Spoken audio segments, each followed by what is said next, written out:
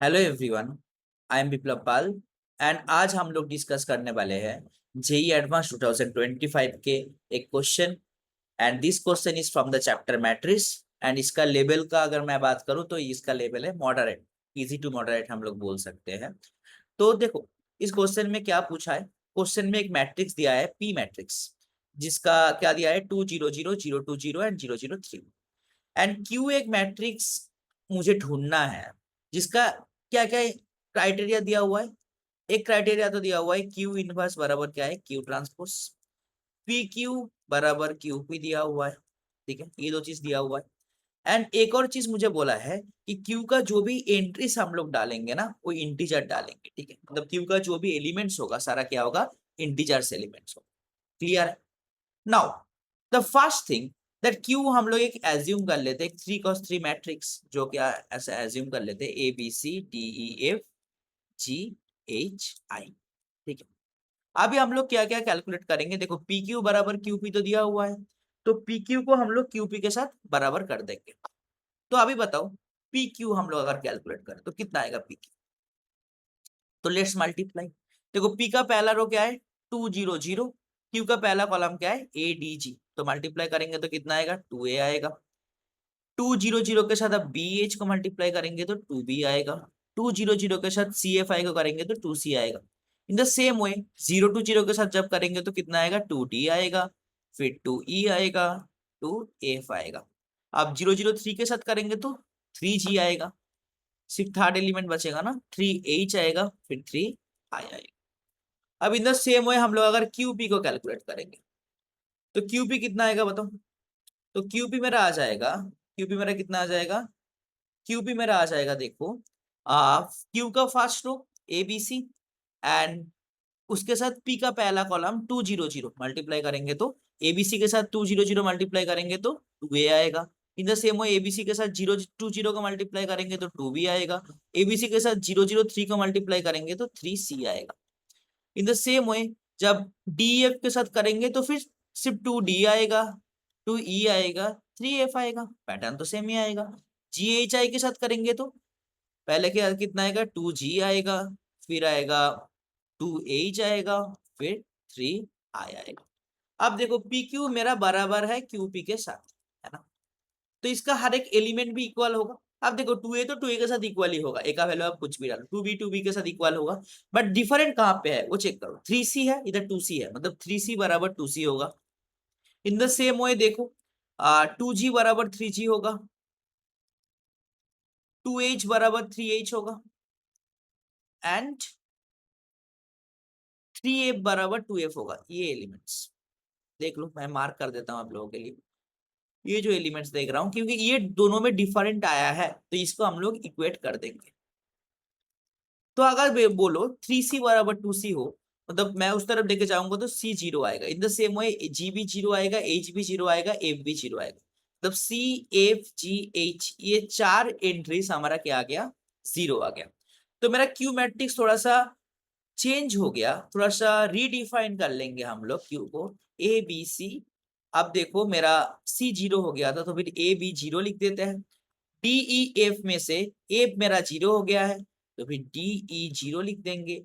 जी H आई में से आई जी and H 0 हो गया मेरा, तो मेरा क्यू मैट्रिक्स ऐसा आ गया। अब बताओ, अब क्वेश्चन में बोला था कि क्यू इनवर्स बराबर क्या था, क्यू ट्रांसपोज था। नाउ मैं अगर दोनों तरफ Q से मल्टीप्लाई कर दूं तो Q इंटू क्यू इनवर्स बराबर कितना हो जाएगा, Q into Q transpose. Now Q into Q inverse कितना होगा बताओ, Q इंटू क्यू इनवर्स कितना होगा।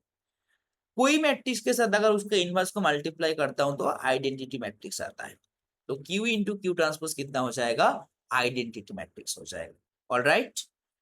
तो फिर देखो Q इंटू क्यू ट्रांसपोज हम लोग अगर मल्टीप्लाई कर लेंगे तो कितना आ जाएगा, वो आइडेंटिटी मैट्रिक्स आ जाएगा। मतलब A B 0, D E 0, 0 0 I, इसके साथ मैं अगर इसका ट्रांसपोज लिख लूं, मतलब ए बी 0 कॉलम में, D E 0 second column, 0 0 I, and इसको मल्टीप्लाई कर लेंगे अभी फटाफट से। तो बताओ इसको मल्टीप्लाई करेंगे तो कितना आएगा।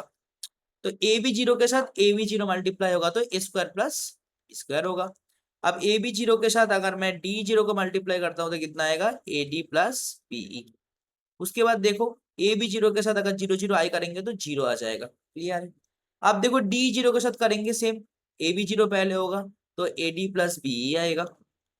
अब बताओ डी जीरो के साथ डी जीरो करेंगे तो डी स्क्वायर प्लस स्क्वायर आएगा। फिर डी जीरो के साथ 0 0 i करेंगे तो 0 आएगा। अब 0 0 i के साथ अगर करेंगे ए बी जीरो पहले तो 0 आएगा। 0 0 i के साथ डी जीरो करेंगे तो वो भी 0 आएगा। 0 0 i के साथ 0 0 i करेंगे तो आई स्क्वायर आएगा। अब बोलो ये क्या किसके बराबर है? ये बराबर है आइडेंटिटी मैट्रिक्स का, मतलब 1 1 1 0 0 0 0 0 0 इसके बराबर। अभी एक चीज बताओ, मैट्रिक्स में हमें पता है अगर दो मैट्रिक्स बराबर होता है तो उसका हर एक एलिमेंट हर एक एंट्री क्या होता है? इक्वल होता है ना। तो फिर हम लोग क्या लिख सकते हैं यहाँ से? बताओ हम लोग यहाँ से क्या लिख सकते हैं? We can write one thing, हम लोग यहाँ से क्या बोल पाएंगे? A square plus B square ये बराबर 1 होगा।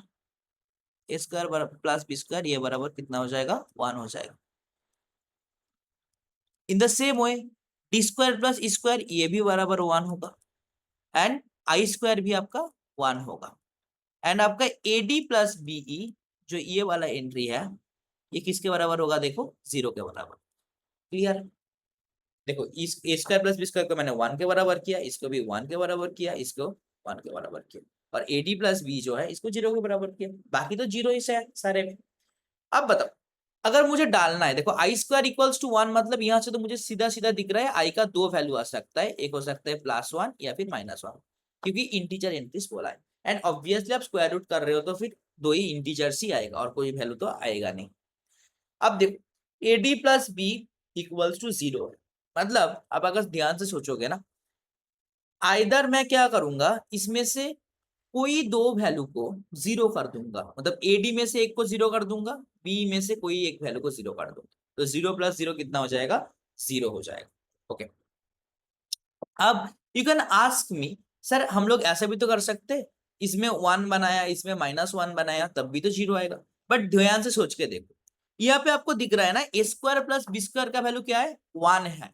मतलब क्या, अगर आप ए का वैल्यू एक इंटीजर असाइन करोगे एंड बी भी एक इंटीजर असाइन करोगे तो अब सोच के देखो, आप अगर ए को 1 दोगे, if you give A equals to 1 या -1 मतलब ए स्क्वायर कितना आएगा? 1 आएगा, तब आपका ऑटोमेटिकली बी क्या होगा? 0 होगा। तो आपका कंडीशन ऐसा दिया हुआ है ना कि इस कंडीशन से आपको दिखेगा कि एक इंटीजर अगर आप ए को 1 डालोगे या -1 डालोगे मतलब नॉन जीरो डाल रहे हो तो फिर बी कितना आएगा? 0 आएगा। तो हम लोग अगर एक एंट्री आपका 0 आ गया तो प्रोडक्ट में वो 0 आएगा ना, जैसे हम लोग अगर बी 0 आ गया तो फिर बी कितना आ जाएगा? 0 आ जाएगा।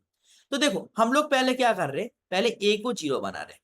अभी बोलो ए को हम लोग अगर 0 मानेंगे तो फिर बी स्क्वायर कितना आएगा? बी स्क्वायर मेरा आएगा 1, मतलब बी कितना के बराबर आ गया? बी बराबर आ गया ±1 के। अभी सोचो अगर ए 0 हो गया तो ए डी मेरा कितना हो गया है? 0 हो गया है ना।